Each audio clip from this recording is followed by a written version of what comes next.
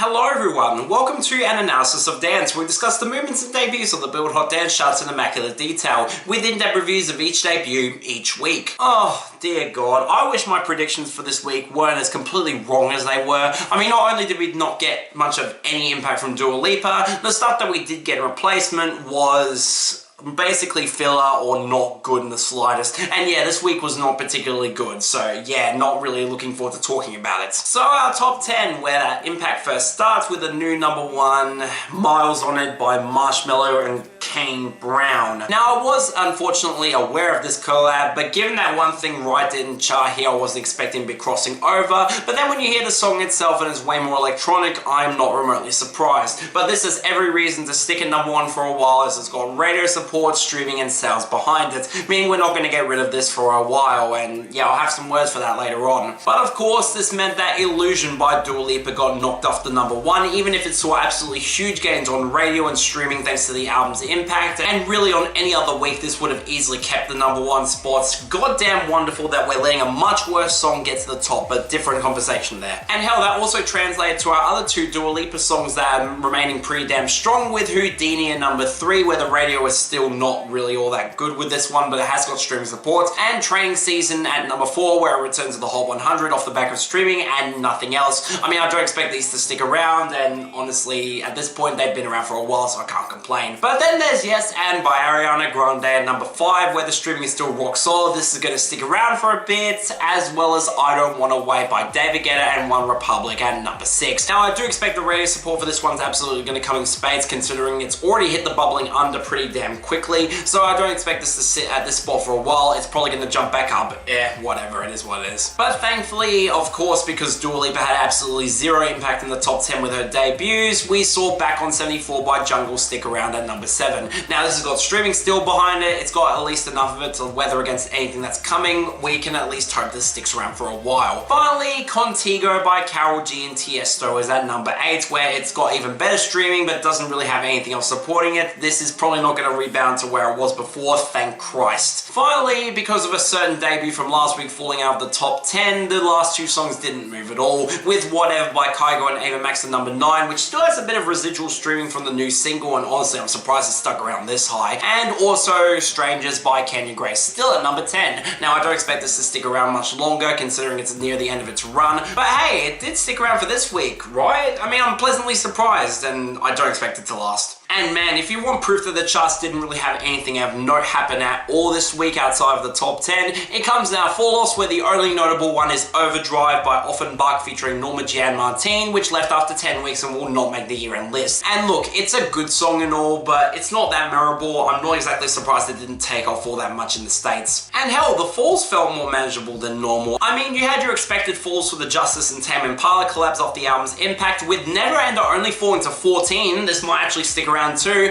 as well as One Night All Night collapsing down to 45 and will probably be gone next week. It's had its year-end list spot logged, so I can't be too annoyed by it. And off the jump last week, Break a Neck by Odatari and Aisha Erotica fell back down to 41. Thank God this is not catching on. It's not a good song at all. Good riddance. Hell, we also saw Friday by the Chainsmokers featuring Friday fall down to 31, and really expect us to stick around with the EP's impact next week, as well as Alter Ego by Doechii and JT falling yet again to 37. This is collapsing at an alarming rate where it might actually miss the year-end list, and honestly I can't complain, it's a really bad song. Finally, that leaves Montague Mysterious Game by Lungbooks falling down to 42 as it exits naturally, as well as These Words by Badger featuring Natasha Bedingfield at 17, where it seems like the streaming momentum has completely stalled out on this one, and it probably won't get any higher. Good. And yet again, it's more telling how slow this week is when we had more comebacks than debuts this week, and honestly, there's a lot to really look forward to here. Yes, I'm not exactly happy that Lighter by Galantis, David Guetta and 5 Seconds of Summer came back to 47, although it has already locked its year-end list spot, so this is just adding a few more points, and thank God it's one of the somehow better songs from that album. I don't expect much impact to come from it in a few weeks. But we also have 3 genuinely really promising surprises, with You and Me Revo remix by Disclosure featuring Eliza Doolittle continuing to outperform all expectations at 50, How You Feel by Another and Eric Bant featuring Levin Callie at 48, where this seems to have actually got got a decent revival on streaming. Okay, sure, why not? And in the most pleasing case of them all, Not Even Love by 7 Lines and Millennium featuring Astis finally rebounds to 46, and I expect this to potentially have a run, but I'm not optimistic. But hey, I can't complain, it's a fantastic song. And on that note, our 2 jumps this week were also perfectly solid songs, with Lovers in a Past Life by Calvin Harris and Rag & Bowman up to 29 thanks to the VIP remix, and It's Not Right But It's Okay by Mr. Belton Weasel up to 34,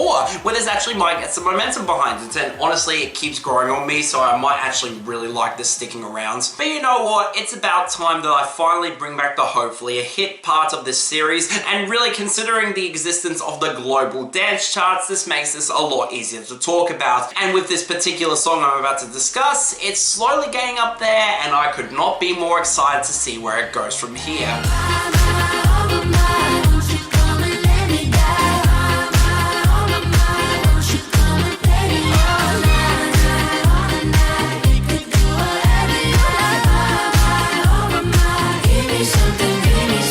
It's been really pleasing seeing Purple Disco Machine continue to rack up some considerable success in Europe across this past year. I mean, Substitution was a smash hit over there, and even if Beat of Your Heart wasn't as big as it should have been, it's still going to comfortably make the Global Dance Top 100 year-end for 2024, and it's a fantastic song to boot. So in the rollout for his newest album, we have this collaboration with Nile Rodgers, which seems really obvious in hindsight, as well as Shanseea and Benjamin Ingrosso, who has been getting a bit of sporadic success after Eurovision 2018. It's nice to see him get to some connections here, and the song's really good too. Admittedly, it's not as immediately striking as both Beat of Your Heart and Substitution, mainly down to Benjamin Ingrosso's vocals feeling a bit nasally and annoying at times, especially when you put him alongside Shanseea, who has a similar vocal range but a lot more personality and charisma. He kind of gets washed aside here. But man, is that hook a monster with the absolutely fantastic vocal melodies and Nile Rodgers' guitar fitting into this production really well, as Purple Disco Machine delivers once again another fantastic disco groove that's a ton of fun to dance along with. Honestly, I'm really surprised that it's taken this long for Nile Rodgers to collaborate with Purple Disco Machine. I mean, he's the goddamn guitarist of Chic. You'd think he'd be on more disco songs like this, but it seems like he's got very sporadic appearances at best at the moment. But still, all things considered, this is a really damn good song. Really looking forward to this becoming another big hit for Purple Disco Machine in Europe, and even if I don't expect it to cross over to the United States, considering his very sporadic chart appearances here, I'd really like to see it become at least a big hit. Still, great song,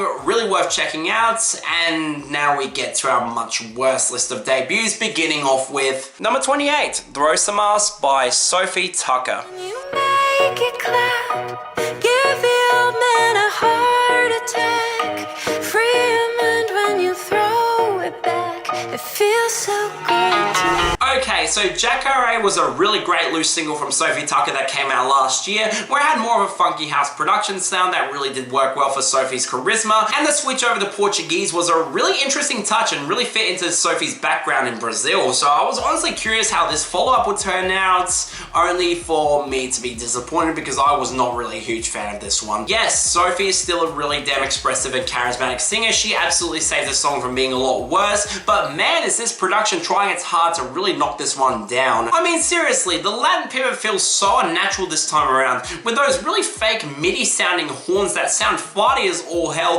especially against the numerous passages and tempo changes where this goes for more of a guaracha sound in the first drop and really sounds unnatural as all hell. Honestly, reminds me a lot of Faruko's songs, but without the personality or atmosphere that made those songs work for me at all. It's bizarre too, because Sofi's lived in Brazil for many years. You'd think she would pick production that complements her vocals here, but instead this production is really unflattering and leaves her with barely anything to really work off. Honestly, it just sounds awkward as all hell. I mean, yes, it's got a good guitar line and Sofi's really carrying this with her vocals, but besides that, I wasn't huge on this one. It's got the sort of problems that a detour of this kind has, and coming from Sofi Tukker, honestly, I expected a lot better from this. It's not bad, I can honestly see the appeal of this, but for me, kind of a pass. Number 12, Falling Forever by Dua Lipa.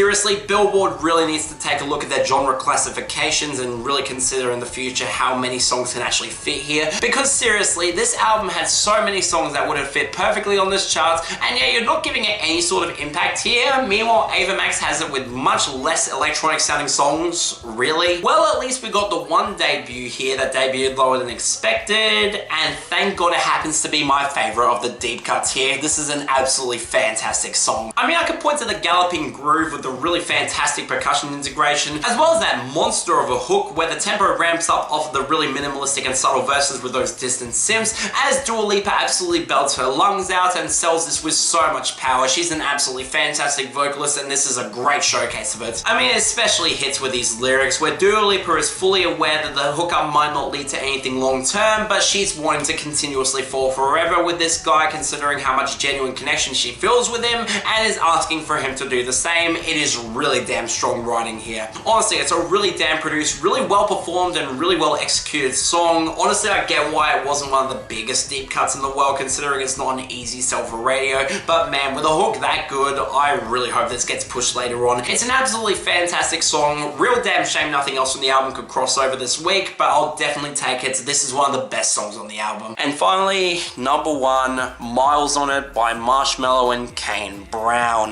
Just you and me in a truck bed wide like a California king. We could break it in if you know what I mean. Okay, seriously, who the fuck was asking for this collaboration in 2024? I mean, I'm one of those guys who doesn't absolutely hate One Thing Right like a lot of other people, but it's still not a good song, and especially nowadays with Marshmello's trend chasing, who the fuck was asking for another collaboration between these two? I mean, thank God that One Thing Right did not count for this chart, otherwise the discourse would be a lot worse, but here we are with a song that's likely going to stick at number one for a while, considering it's got a full-on radio push behind it, and my God, this is absolutely terrible. I mean, I thought we'd go a whole year without this sort of garbage at number one, but nope, we're starting to get into territory where this year is starting to show its true colors, and that is not remotely good. Honestly though, this might be one of Marshmello's worst top 10 hits to date, where the production sounds flat as all hell, where the percussion has absolutely no punch or power behind it. The integration of the country elements just sound forced as all hell and reminds me exactly why that trend died off last year. But most annoyingly, Kane Brown sounds completely checked out as he rattles off a list of country cliches where he's going to travel around with his girl in his Chevy, and every single part of this song is so fucking annoying. Really, this sort of trend was what I really could not stand coming out of country music, and I'm glad that the trends died off, so why is Marshmello bringing it back? I mean, in general, this whole song just sounds really terrible, and considering how much of an easy sell it is for multiple stations, I get why it got pushed, but I'm not exactly excited to see where it goes from here. It's not good at all, skip it. And yeah, pretty obvious worst of the week, with Falling Forever by Dua Lipa as the best. Shock horror. Next week, I don't really expect a whole lot from that Chainsmokers EP to do much on the charts, but besides that, I don't expect anything else to really cross over of interest. We might be in for a dead period with this chart this year, thank Christ. But yeah, that's all for this episode of an analysis of dance. See you next time.